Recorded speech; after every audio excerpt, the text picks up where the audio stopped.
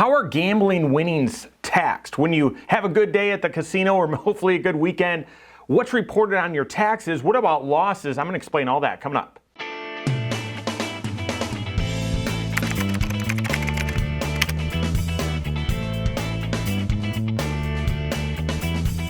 My name is Mike Bernard. I'm the host of the Wise Money Show. I'm also one of the certified financial planners right here at Korhorn Financial Group. Make sure you hit that subscribe button, turn on notifications, and smash that thumbs up button. All right, so we all want to be lucky at the casino. Odds are that doesn't happen all the time, but let me run a scenario by you.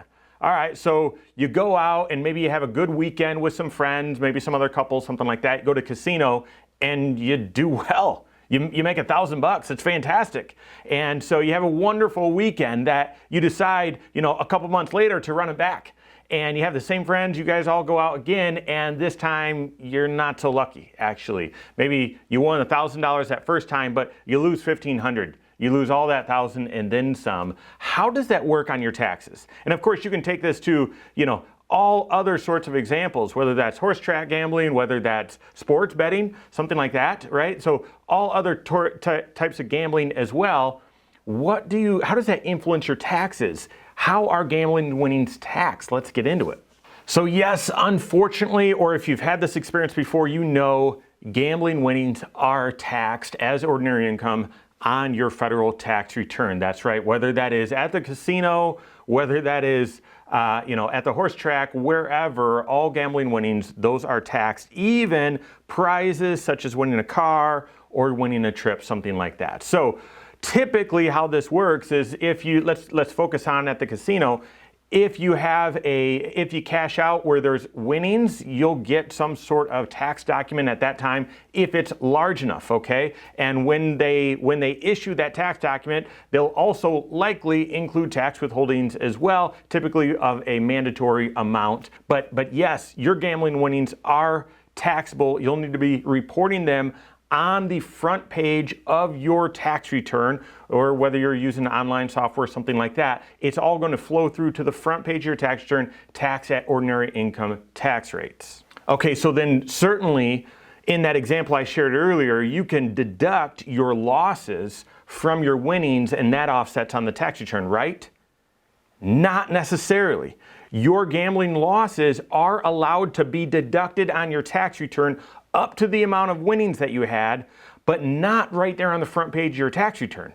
They're deducted somewhere else on something called Schedule A, or you might know it better as itemized deduction. Here creates the problem, okay? So what if you've got winnings sometime, and then you've got losses at other times throughout the years that fully offset all of your winnings, okay? So for the year, you net broke even, or maybe had a net loss in gambling winnings. Does that all sort itself out on your taxes? No. You've got to report the gains on the front page of your tax return, and then you report your losses up to the amount of gains on your itemized deductions. What if you don't itemize your deductions? That's the problem. The gains are taxed, but you don't get the losses to offset it and reduce that tax. What if you live in a state that has state taxes? You might know that most states start with your adjusted gross income number. So that would include your gambling winnings, okay? But then you don't get your itemized deductions on the state. And many states don't allow you to deduct your gambling losses. Here in our backyard, Michigan, just recently this year is allowing a special deduction for gambling losses.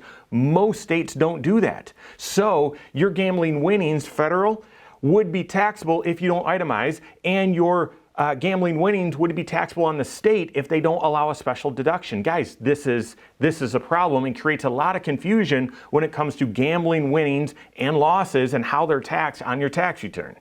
So from a planning standpoint, you've got to be working with your CFP and you've got to be working with your CPA, making sure that those two financial professionals are working together to ensure that you don't pay more tax than you're supposed to. We see this surprise all the time where someone says, hey, I was using TurboTax, or I was doing, using some other service, and I had some gambling winnings, but I had some losses, and I don't think it was done right. Can you take a look? You're going to want to be working with a financial professional to get that done. There's a few planning considerations that you need to be aware of when you've got gambling winnings and losses and you want to make sure they're reconciled on your tax return.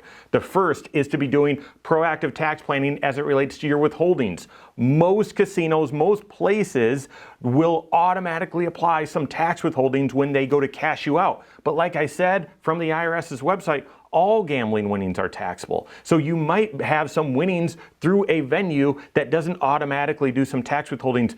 Even if they did, they might not be withholding the right amounts. So you've got to be doing some proactive tax work with your CPA and ideally your CFP, because that's their job, is to do this creative tax planning work to see, okay, how much will be taxable and what withholdings were there. Therefore, should I make an estimated payment, or do I need to be aware that some of my refund will be smaller than last year, whatever, because some of the planning, some of the withholdings wasn't done correctly. Next, you've also got to do the planning consideration on, okay, I think I'm going to have more income to report this year than I have had in the past. Well, why is this a big deal, or why is this something else that I would point out? Well, what if you're on Social Security? A lot of folks that are retired spend more time gambling or at casinos, something like that. That's just fine. But if your income is going to be higher because you've got some winnings you need to report, even if you've got losses that you'll be offsetting in your itemized deductions or whatever, that could create other problems for your income, i.e. Social Security.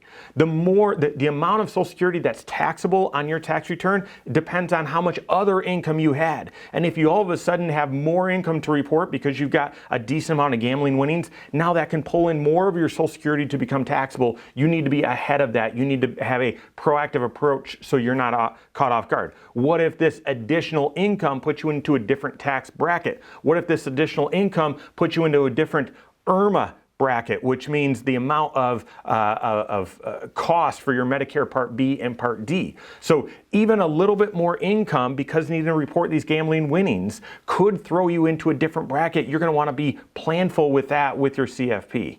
And then lastly, of course, you've got to identify opportunities. So if you're going to have to report, let's say $5,000 more of gambling income, you'll be able to, maybe you're able to deduct it in other places, but is there some other deduction that you could take advantage of this year to help offset that income? Okay. Could you do more into your HSA? Should you do an IRA? Should you do more 401k? Is there something else you should do planfully to make sure that that this gambling winning doesn't create too much tax havoc for you?